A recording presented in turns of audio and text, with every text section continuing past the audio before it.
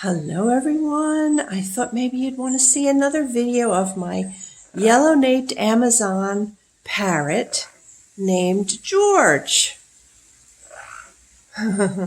George is a very unusual yellow-naped Amazon simply because he has no yellow nape.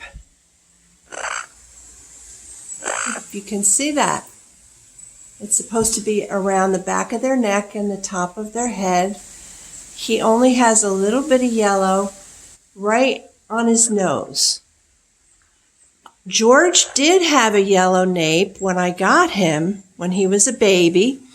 He was 4 months old when I bought him from the bird shop where he was raised. He was hand-fed from a hatchling. It's very windy out.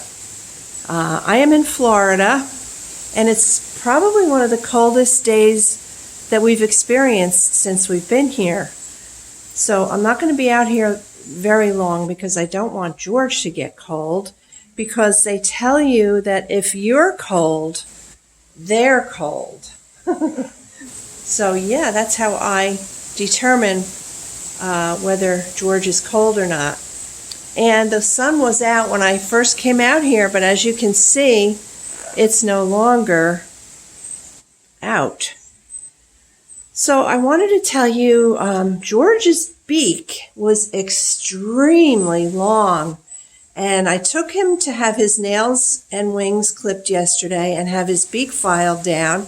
And while George was wrapped in the towel getting his nails trimmed, he bit the towel so hard that the piece that we were going to have trimmed off actually fell off from him biting the towel so hard. Yeah, so that was a little bit strange. And as you can see, the tip of his beak is a little bit white and rough, and it's never really been that way before, so I'm assuming that more of that beak is going to come off. So George has his wings clipped. I don't believe that he remembers how to fly, though. He flew once when I first got him, and he flew into the window and hurt himself. So from that point on, I always got his wings clipped to make sure that doesn't happen again. But I honestly don't think, since he's 17 years old now, I don't think he really remembers how to fly, but just to be on the safe side, I bring him to the bird shop. His belly is shaking right now. Can you see that? He might be cold. So I'm going to make this really quick. I brought him to the bird shop that's close to me, and the owner of the shop's name is George, as well as this bird. His name is George. And the odd thing about George, he's a male, is that when George finds someone or something, particularly a pretty woman, or if I'm watching a video of another parrot, he will get extremely vicious to me. And I am his love. You know, he loves me. I'm his mommy. And I don't quite understand that. But if he's with someone that he really likes and is infatuated with, those eyes start pinning, those feathers start fluffing up, and he starts literally attacking me. And I've heard said that the reason for that is, while he does not have to remain monogamous, his owner, me, has to remain monogamous. So if he's interested in something, he will let me know that I need to get out of the way and be separate. So I've heard the explanation that way. I'm not sure if that's accurate or not. But George, from what I hear, he's got a little pin feather on the top of his nose, which means it needs to be sheathed. And birds in the wild will sheathe one another's feathers for them. And I will do that for George when he lets me. But anyway, George will, I've heard several different what do they call it? Age, what is that word? Longevity for birds. Some people say they live 20, some people say 30, some people say 40, some people say 50 years, some people say 60 or 70 years that they can live. He will obviously outlive me, but if you guys know what the average longevity is, lifespan of a parrot, an Amazon parrot is, let me know in the comments section below.